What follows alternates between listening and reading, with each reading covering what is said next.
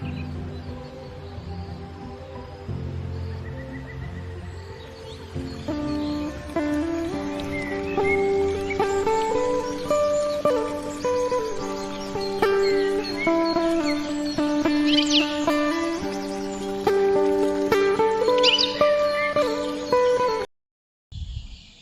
pagi, perkenalkan saya Sri Malida dari SMPN 1 Raren Batua, CGP Angkatan 11, Kabupaten Barito Timur, Kalimantan Tengah.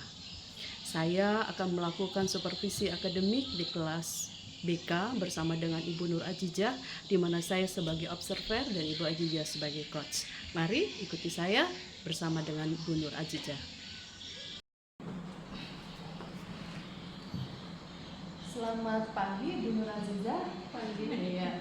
Terima kasih sudah meluangkan waktunya untuk kegiatan supervisi akademik yang akan saya lakukan di kelas Ibu. Untuk kegiatan hari ini kita melakukan praobservasi dengan tujuan agar Ibu lebih siap di kelas Ibu, kemudian lebih percaya diri. Baik Bu, saya akan bertanya kepada Ibu, boleh Bu? Boleh. Oke. Nah, pada saat pembelajaran nanti di kelas, kira-kira tujuan pembelajaran yang akan Ibu capai apa ya kira-kira? Tujuan paling utama yaitu agar peserta didik dapat mengidentifikasi dampak positif dan negatif dari game online. Jadi itu ya Bu ya, tujuan pembelajarannya. Kalau bisa tahu Bu, di bagian mana Bu yang mau dikembangkan untuk murid? Apakah itu di pengetahuannya, dari sikap atau di keterampilannya? Ke sikap. Lebih ke sikap. Baik, mungkin karena ini BK ya Bu ya? Iya. Kita lebih ditekankan ke sikap, kemudian ke tindakan nanti. Baik, pada pembelajaran kelas nanti Bu, kira-kira Ibu menggunakan model pembelajaran apa nih Bu? Untuk pembelajaran itu kan dengan tayangan slide PowerPoint gitu. Di situ nanti menampilkan video di situ. Jadi anak-anak itu menyimak. Setelah itu mereka diskusi gitu, baru memaparkan apa yang tentang materi game online tadi. Berarti videonya itu masalah ya Bu ya, isinya. Nanti akan dibahas di dalam kelompok mereka. Oke, berarti mungkin apakah itu PBL Bu? Problem based learning? Iya. Baik. Kalau begitu, bagaimana dengan strategi pembelajarannya Bu? Dalam hal ini adalah diferensiasinya Bu, pembelajaran dan diferensiasinya. Bagaimana terkait konten, kemudian bagaimana terkait proses dan juga produk yang Ibu nanti akan upayakan di dalam kelas ini. Kalau menurut pembelajarannya berarti tadi kan dengan diskusi kelompok kan mereka mengucapkan masalah yang mereka lihat di video tadi. Habis itu nanti ada angket evaluasi yang saya bagikan. Oh iya, berarti itu prosesnya ya, dengan memberikan angket. Berarti terkait konten, video itu adalah kontennya ya Bu ya, kemudian angketnya itu kontennya juga ya, kemudian prosesnya adalah diskusi, benar ya Bu ya, menonton video, kemudian mengisi angket. Iya baik. Berarti produknya nanti angket ya Bu ya, hasil akhirnya nanti, hasil akhir isian angket itu yang akan Ibu analisis. Oke. Nah, terkait dengan itu bagaimana Bu dengan penilaiannya? Penilaian yang akan Ibu lakukan nanti di kelas? Kan nih yang mau dikembangkan nih bagian sikapnya. Bagaimana Ibu tahu bahwa sikap yang sudah Ibu targetkan dengan itu sudah tercapai? analisis hasil angket kan mereka setelah diskusi itu mereka nanti saya bagikan hasil akhirnya itu dengan angket. Di situ kelihatan gimana sikap mereka dari hasil angket terus dianalisis.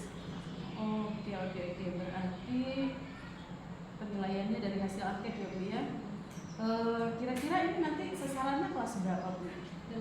Kelas 8. Oke, baik, terima kasih Bu. Hanya ini saja pertanyaan saya Bu. Saya hanya ingin tahu nanti arah pembelajaran Ibu bagaimana. Kemudian saya akan melakukan observasi nanti di kelas Ibu, karena nanti saya akan mengamati berkaitan dengan hal itu. Dan saya harapkan nanti Ibu bisa melaksanakan kegiatan pembelajaran ini sesuai yang sudah Ibu rencanakan, seperti model pembelajaran PBL itu tadi dengan strategi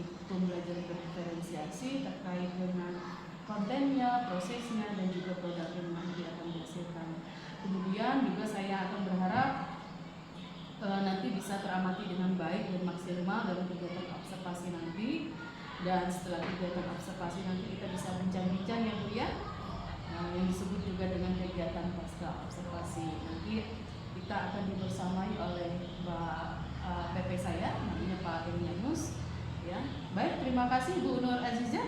Kiranya cukup sekian ya kegiatan praobservasi kita. Semoga nanti tidak ada kendala dalam kegiatan pembelajaran dan berharap semuanya berjalan baik dan lancar. Oke, jadi demikian teman-teman kegiatan praobservasi yang dilakukan oleh saya sebagai observer Ibu Sri Malida, CGP Angkatan 11, Kabupaten Barito Timur, Kalimantan Tengah, dan juga dengan coach di sini Ibu Nur Azizah SPD sebagai guru BK yang nanti akan melakukan observasi di kelas 8. Selamat pagi.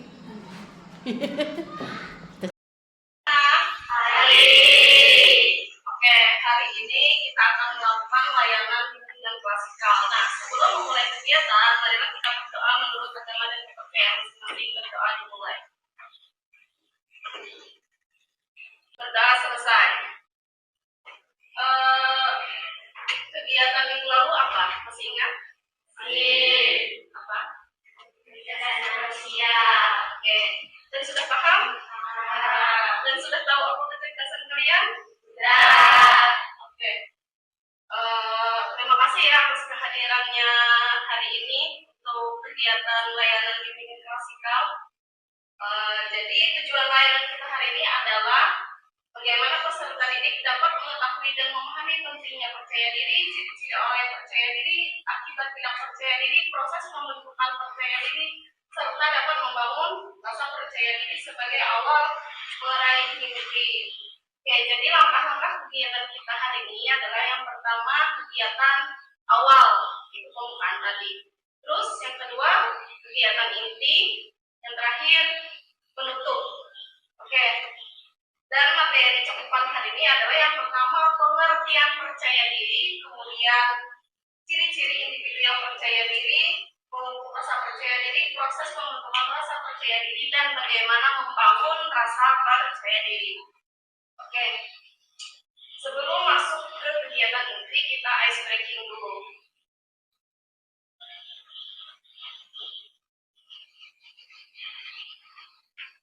Nah, dapatkah Anda menemukan angka di dalam lingkaran merah? Berapa sih angkanya? Yang tahu angkat tangan. Oke, berapa ya nih? Berapa? 38. Satu lagi. Ya, berapa? 38. Oke, sudah. Ibu kunci ya. Ada 88, ada 38.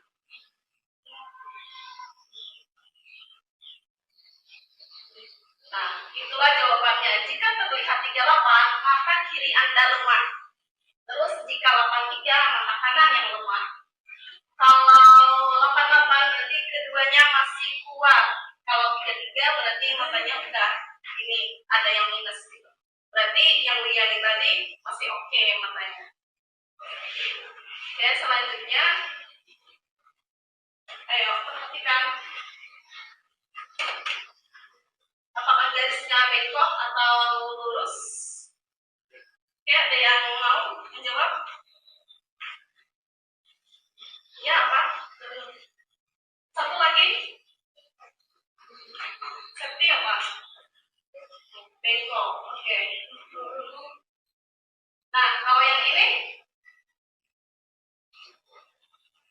lurus apa bengkok? Angel apa? Lurus. Oke. Kalau Vika? Lurus. Nggak ada yang bengkok berarti jawabnya. Bengkok asalnya. Oke, jadi di sini nggak ada yang salah, nggak ada yang benar. Dari sudut masing-masing kalian memandang. Nah, kita masuk kepada kegiatan inti, yaitu tentang materi hari ini. Nah, pengertian percaya diri adalah meyakinkan pada kemampuan dan penilaian menjudge diri sendiri dalam melakukan tugas dan memilih pendekatan yang efektif.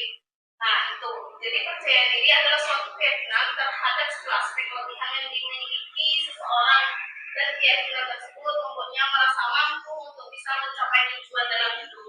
Jadi kalau kalian merasa percaya diri, maka apa yang kalian inginkan itu akan tercapai dalam hidup kalian. Pede, untuk rasa percaya diri. Oke, cirinya yang pertama selalu merasa tenang saat mengerjakan sesuatu. Ada nggak kalian kadang-kadang merasa nervous atau mungkin ya selalu tenang? Ada. Terus yang kedua, mempunyai potensi dan kemampuan yang memadai, mampu menetralisir ketegangan, jadi tidak tegang ya. Terus juga mampu menyesuaikan, mampu memiliki kondisi mental, serta memiliki kecerdasan yang cukup, memiliki tingkat pendidikan formal yang cukup, memiliki keahlian, keterampilan, kemampuan, memiliki latar belakang pendidikan keluarga yang baik, memiliki pengalaman, dan selalu reaksi positif. Jadi dia itu pembawaannya itu positive thinking ya, memiliki vibes. Jadi vibesnya itu bagus gitu, bukan yang overthinking. Oke, cara memupuk rasa percaya diri. Yang pertama, bangkitkan kemauan yang keras. Jadi kalau kita pengen berusaha, yang mungkin awalnya itu tidak percaya diri, ya belajar berusaha dengan keras. Terus biasakan untuk memberanikan diri. Kalau takut, dibawa takut-takut mulu, itu nggak akan bisa gitu. Kalau yang takut itu dilawan gitu. Terus juga membiasakan untuk selalu berinisiatif. Misalnya ada guru, ayo siapa yang pengen maju atau siapa yang mau menjawab. Kalian nggak harus misalnya ikut tunjuk karel misalnya, nggak usah kayak gitu. Inisiatif angkat tangan atau menjawab. Selalu bersikap mandiri, mau belajar, tidak mudah menyerah, membangun diri yang kuat, bersikap kritis dan objektif. Jadi, kalau kalian pengen punya rasa percaya diri yang bagus, usahakan memiliki kriteria ini. Oke, kira-kira ada nggak di antara itu yang kalian berusaha penuhi? Oke, apa kira-kira? Nah, bagus itu. Jadi tidak mudah menyerah. Gagal, coba lagi. Manusia itu nggak ada ya yang ibaratnya meskipun seseorang yang jenius sekalipun pasti ada saatnya untuk gagal ya, meskipun itu misalnya rentangnya itu sekali atau dua kali. Beda dengan orang yang misalkan yang mungkin standar punya mimpi. Kalau kita yang selalu optimis kan misalnya aku mau jadi pebisnis atau mungkin aku mau jadi guru yang kompetitif misalnya, terus aku pengen jadi dokter yang mahir. Nah, ada mimpi, jadi gimana caranya kita meraih mimpi itu. Tapi kalau orang yang biasa, kalau aku mau jadi ini nanti capek belajar, nanti mending aku di rumah aja main game kah apakah gitu kan nggak capek. Kalau mereka yang mau sukses otomatis kan banyak anak tangga yang harus dilalui, terus juga tidak memiliki keputusan melangkah. Artinya orang itu ngambang aja, bingung aku ini setelah lulus sekolah kemana ya, gimana ya gitu, kayak ya bingung, nggak punya tujuan. Terus juga mudah frustasi dan pesimis tadi. Misalnya melihat nilai jelek, aduh kok aku maaf ya misalkan bodoh banget untuk aku ini. Nah akhirnya down, nggak mau belajar lagi. Tapi kalau kita yang memiliki jiwa optimis itu nggak jadi masalah, nggak apa-apa. Misalkan dapat standar rata-rata KKM misalnya ya 70, nggak apa-apa. Coba lagi, siapa tahu besok-besok dapat 80. Belajar dari kegagalan. Apa sih yang salah kalau mungkin aku kurang belajar, mungkin waktuku masih banyak main daripada belajar. Terus kurang termotivasi, jadi nggak ada tujuan. Anggap aja ya kita ke suatu tempat pengen jadi misalnya salah satu cita-cita kalian pengen jadi apa? Pengusaha sukses, guru. Nah, gimana sih caranya supaya jadi pengusaha, supaya jadi guru? Ya dengan belajar, dengan tekun, apapun cita-cita kalian itu nggak masalah ya. Yang penting ibaratnya itu tangga yang kalian naiki itu. Terus juga sering gagal dalam menyempurnakan tugas atau tanggung jawab. Misalnya hari ini deadline PR, kerjakan karena memang nggak punya nggak punya tugas-tugas yang harus didahulukan dulu. Jadinya lupa, harusnya prioritas kita adalah belajar karena kalian belajar. Terus juga canggung dalam menghadapi orang. Misalnya ada nih orang yang baru dikenal atau mungkin teman baru misalnya datang mau berteman sama kalian, tapi kalian kok kayak ikut gitu, kayak canggung gitu, kayak menarik diri gitu, padahal yang ini kan harusnya kalian bersosialisasi dengan bagus gitu.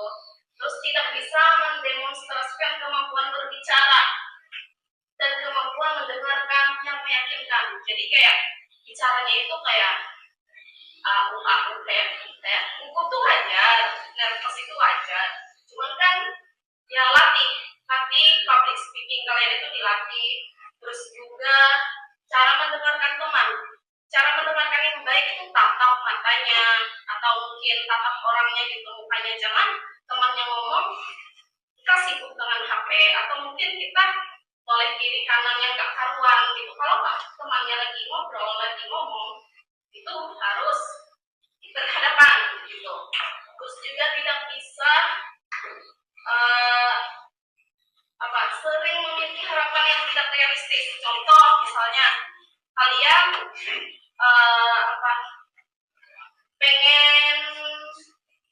pengen jago renang, padahal kalian nggak bisa renang. Atau mungkin pengen langsung kuliah, padahal kalian baru SMP. Harusnya lulus SMP ini kalian SMA atau SMK dulu baru kuliah gitu. Jadi nggak realistis ya. Terus juga contohnya misalnya jadi pebisnis, kalian nggak mau berintis dari kecil, maunya langsung jadi pengusaha yang punya uang miliaran, itu nggak mungkin. Jadi dirintis mulai dari ratusan ribu, jutaan baru. Terus juga terlalu perfeksionis, artinya ya dikit-dikit gagal gitu, kayak sedikit aja kesalahannya kayak kalian itu langsung down, langsung gimana gitu, karena merasa ekspektasi kalian itu terlalu tinggi tapi kaliannya gampang down. Terus juga terlalu sensitif, dikit-dikit dikritik orang, kamu ya nih ini ya harus belajar giat lagi ya. Atau mungkin misalnya Vika, kamu harus sering ini ya, jangan ngantuk saat pelajaran itu. Terus juga harus selalu hadir, jangan sering bolos ya gitu. Atau Septi, kamu Septi kok bolos terus sih, kok ini ya nggak pas di pelajaran ibu kamu nggak hadir, kenapa kayak gitu. Terus misalnya kalian tiga ini tersinggung, akhirnya menyalahkan ibu, atau mungkin misalnya akhirnya merasa sakit hati atau mungkin apalah gitu. Harusnya apa yang diucapkan itu jadi motivasi.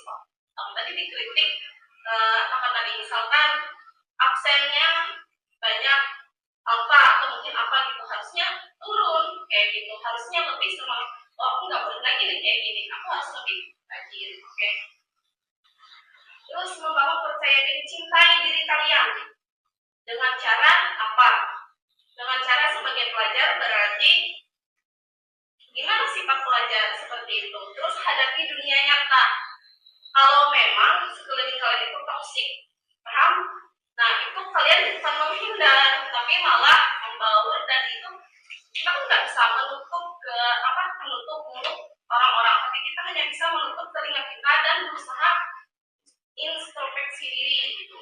Terus hadapi dunia nyata, berjalan 25% lebih cepat. Kalau orang bisa jalan kayak gini, misalkan 1 kilo dalam ditempuh misalnya 15 atau 20 menit, kalian harus bisa lari ibaratnya 10 menit sampai gitu. Harus di atas dari kebiasaan. Tunjukkan apa yang Anda banggakan. Kalau kalian bangga misalnya dengan keahlian kalian, anggap aja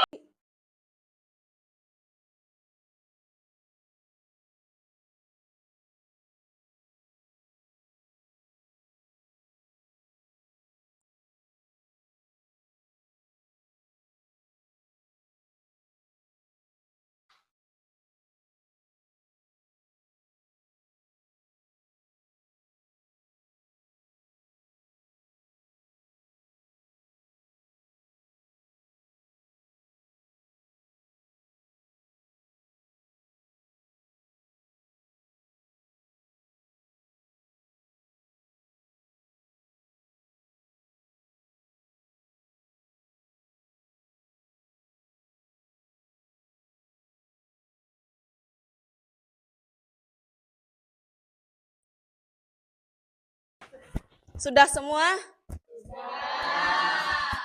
Oke.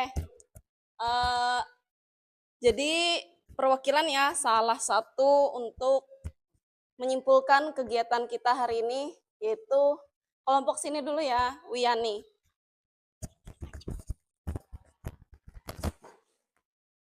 Kesimpulan dari kelompok kami adalah percaya diri bisa diartikan seperti sebuah sikap atau perilaku yang lahir dari tanggapan atau penerimaan yang positif. Dengan kata lain, rasa percaya diri itu merupakan hal-hal yang positif yang bisa bermanfaat untuk kehidupan diri sendiri di kemudian hari. Oke, sudah ya. Berarti kalian sudah paham apa itu percaya diri. Sudah paham kira-kira?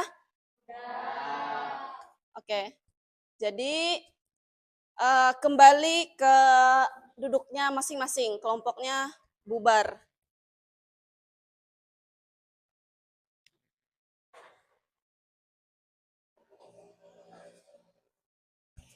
Nah, setelah kita melakukan kegiatan tadi, maka selanjutnya yaitu tentang refleksi kegiatan hari ini.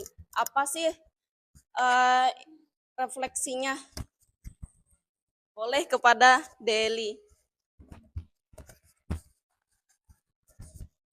Iya, saya merasa kurang percaya diri. Saya sering tidak percaya diri dalam hal tampil di depan umum. Dampak yang saya rasakan ketika percaya diri yaitu merasa bahwa diri sendiri memiliki banyak peningkatan dan tidak merasa gugup lagi saat tampil. Yang saya lakukan untuk meningkatkan rasa percaya diri saya yaitu dengan sering latihan di depan cermin.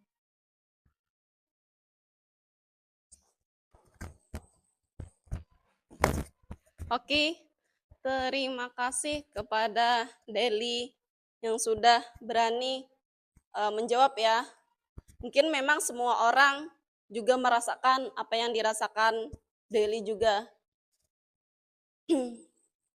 Oke, selanjutnya yaitu pertemuan minggu depan kita akan melakukan bimbingan klasikal lagi seperti biasa dari kegiatan awal, inti, dan juga kesimpulan. Terus nanti Ibu akan membagikan hasil dari LKPD tentang kepercayaan diri tadi ya, supaya kalian tahu sampai mana titik kepercayaan diri kalian. Nah, kesimpulan dari Ibu, pesan moral kegiatan hari ini ialah percaya dirilah dengan kelebihan dan kekuranganmu. Jangan biarkan opini orang lain menenggelamkan suara dari dalam dirimu.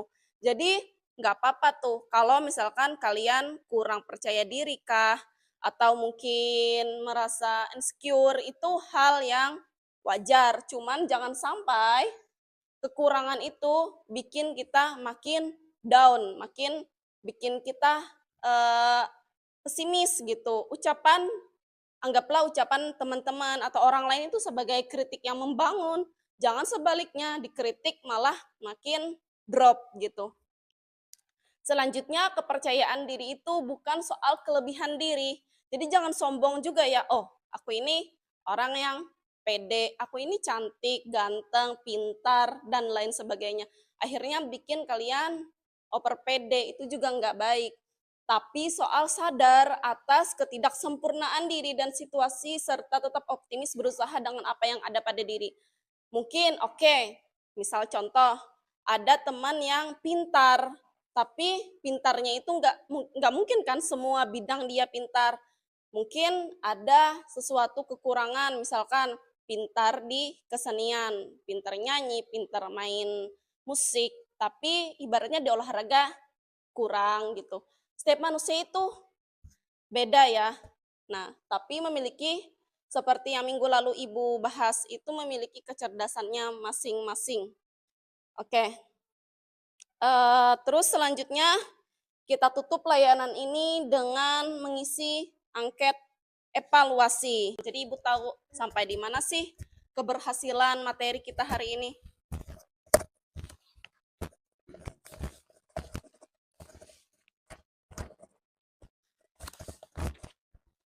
diisi ya. Tapi nanti Ibu tahu kita untuk cross check ke depan di mana sih kekurangan kita materi hari ini.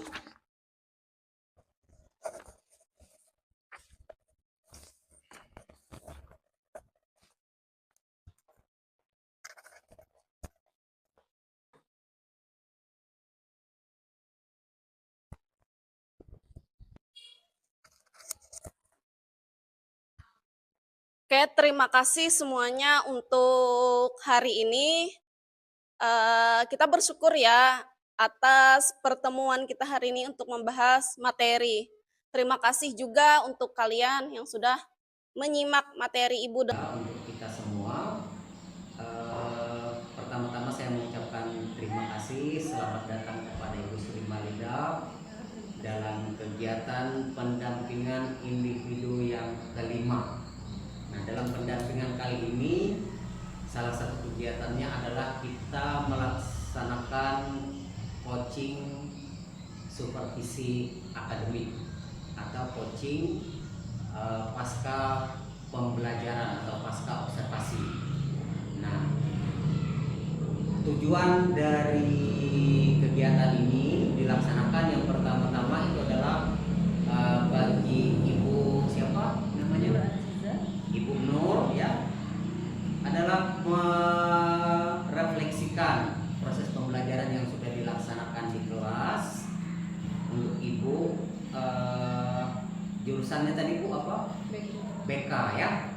Nah, jadi nanti melalui coaching ini Ibu akan diajak untuk menggali hal-hal yang sudah baik dalam proses pembelajaran, hal-hal yang belum optimal dan mungkin perlu dikembangkan lagi dalam proses pembelajaran itu sehingga tujuan pembelajaran itu bisa tercapai dan berpihak kepada murid. Seperti itu. Jadi nanti Ibu Sri akan menggali dengan beberapa pertanyaan yang akan diberikan kepada Ibu untuk nanti melihat hal-hal yang baik yang masih perlu dioptimalkan juga dalam proses pembelajaran agar nantinya dalam pembelajaran ke depan bisa lebih baik lagi proses pembelajarannya. Nah, kemudian dialog ini nanti akan dilaksanakan dengan prinsip coaching. Kemudian waktunya kurang lebih ya 15 menit, maksimal 30 menit. Jadi saya persilakan sepenuhnya kepada Ibu Sri untuk menerapkan prinsip-prinsip observasi, terutama pasca observasi, untuk melakukan dialog dengan Ibu Nur. Nah, untuk itu kalau tidak ada yang ingin ditanyakan, waktu untuk coaching ini saya serahkan sepenuhnya kepada Ibu Sri. Baik, terima kasih kepada Bapak PP selaku pengajar praktik Pak Helianus yang sudah membersamai saya sebagai CGP di angkatan 11 Kabupaten Barito Timur, Kalimantan Tengah. Untuk proses pasca observasi ini saya bersama dengan rekan sejawat saya bernama Ibu Nur Azizah. Beliau adalah guru BK yang ada di sekolah kami di SMP 1 Raden Batua. Baik, pra-observasi sudah kami lakukan dan juga observasi akademik di kelas Ibu Nur Azizah juga sudah kami lakukan. Sekarang kami ada di tahap pasca observasi. Mohon izin Pak, kami akan melakukan percakapan pasca observasi. Selamat pagi Bu Nur Azizah. Pagi. Iya. Bagaimana perasaannya saat ini? Baik. Nah, setelah kita melakukan observasi kelas kemarin, bagaimana Bu perasaannya? Happy? Iya. Baik. Dari kelas observasi kemarin Bu, adakah hal-hal yang ingin Ibu sampaikan terkait dengan hal-hal yang baik yang sudah Ibu rasa memuaskan, sudah tercapai di tujuan pembelajarannya? Adakah Bu? Maksudnya kendala? hal-hal baik yang sudah dicapai terkait dengan tujuan pembelajaran apa saja yang sudah dicapai oleh Ibu? Dari hasil kemarin kan klasikal, ada beberapa murid yang memang sudah sangat aktif, antusias di dalam kelompoknya setelah menonton studi kasus di video yang saya tampilkan. Berarti dari rencana pengembangan yang sudah Ibu tetapkan kemarin di bagian sikap ya Bu ya, di bagian sikap, apakah setelah kegiatan pembelajaran kemarin di kelas Ibu lihat sudah tercapai atau belum? Sikap mereka secara umum ya. Iya. Oke. Dari tujuan kemarin Bu, dan kemudian sudah dilaksanakan, kira-kira Bu dari skala, kalau kita tetapkan skala pencapaian tujuan pembelajaran itu dari skala 1, terus Bu dari skala, kalau kita tetapkan skala pencapaian tujuan pembelajaran itu dari skala 1 ke skala 10, kira-kira Ibu sudah ada di tahap mana? Rasanya Skala 9. sudah di skala 9, sudah bagus sekali ya Bu ya. Ada nggak Bu kira-kira kendala yang Ibu hadapi ketika berada di pembelajaran kemarin? Ada 1-2 orang yang masih kurang aktif dalam pembelajaran klasikal. Oh berarti itu ya Bu ya kendalanya, ada beberapa murid yang kurang aktif ya, kurang agak bersifat pasif dan kegiatan itu. Nah kira-kira Bu mereka itu sedikit pasif itu apa ya kira-kira penyebabnya Bu? Itu harus perlu analisa lebih dalam lagi. Kalau saya kan berhubung dengan guru BK, otomatis harus ada pemanggilan gitu, kayak sejenis konseling individu supaya lebih tahu permasalahan secara dalamnya itu apa, entah dari dirinya sendiri atau mungkin faktor eksternal. Oh iya, dipanggil lagi ya Bu ya untuk mengetahui penyebabnya, apakah itu dari dalam dirinya atau dari luar dirinya, ataukah dari pengalaman-pengalaman sebelumnya yang ia rasakan lalu terbawa di dalam kelas ya Bu ya. Soalnya kan kita nggak bisa mendiagnosa, kayak ibaratnya dokter kan nanti takutnya salah obat. Ya, salah nanti penanganannya ya Bu ya. Iya menarik sekali Bu kelas BK ini. Dari situ berarti sudah tergambar solusi yang akan Ibu lakukan ya Bu ya terkait beberapa murid yang kurang aktif ini. Baik. Kira-kira rencana tindak lanjut Ibu terhadap kelas Ibu kemarin itu ada nggak Bu? Kalau untuk yang sudah lumayan aktif tadi itu materi selanjutnya akan dilanjutkan lagi. Tapi untuk case beberapa individu yang bermasalah atau mungkin kurang aktif tadi bisa dipanggil untuk konseling individu ataupun konseling kelompok. Kalau misalkan konseling individu itu kan per orang, kalau kelompok itu minimal 3-5 orang itu sudah maksimal. Kapan Bu kira-kira akan dilaksanakan? Sebelum Pembelajaran selanjutnya. Oke, terima kasih Bu. Nah, untuk rencana tindak lanjut ini Bu, adakah kira-kira yang Ibu perlukan terkait dengan daya dukung? Dukungan apa yang Ibu perlukan untuk melakukan tindak lanjut ini? Fasilitas boleh, ataukah orang tua, ataukah guru?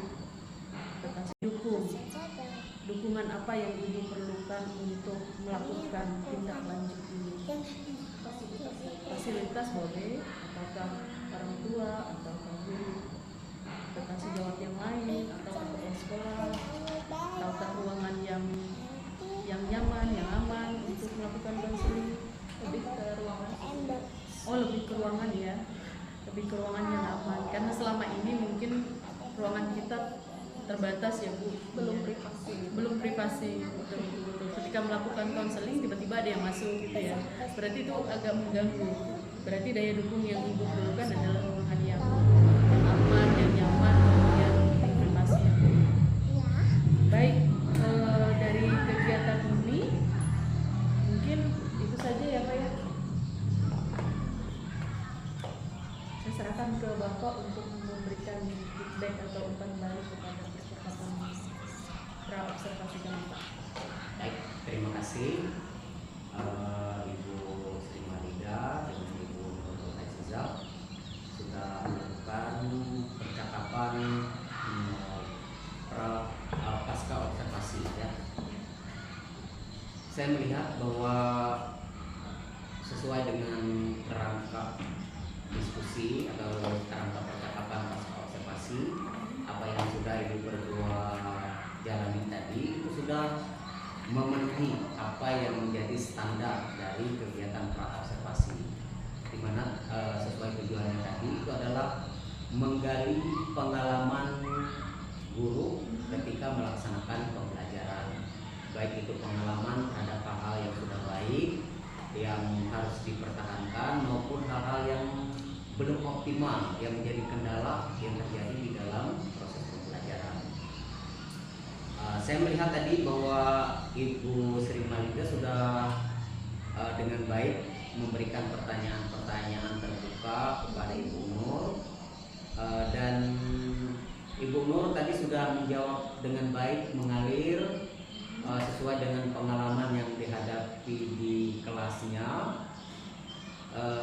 sesuai juga dengan mata pelajarannya, karena BPPK itu waktu pembelajaran di kelas itu tidak terlalu panjang, jadi tidak banyak hal yang tidak banyak interaksi sebetulnya kalau di kelas. Nah, betul apa yang dikatakan oleh Ibu Nur tadi bahwa tindak lanjutnya itu adalah bisa berupa pemanggilan individu, bisa berupa pendampingan. Jadi pengalaman ini mudah-mudahan nanti bisa dikembangkan oleh Ibu berdua dan tidak berhenti pada Ibu berdua, juga nanti didiseminasikan kepada rekan-rekan guru yang lain, guru mata pelajaran yang lain.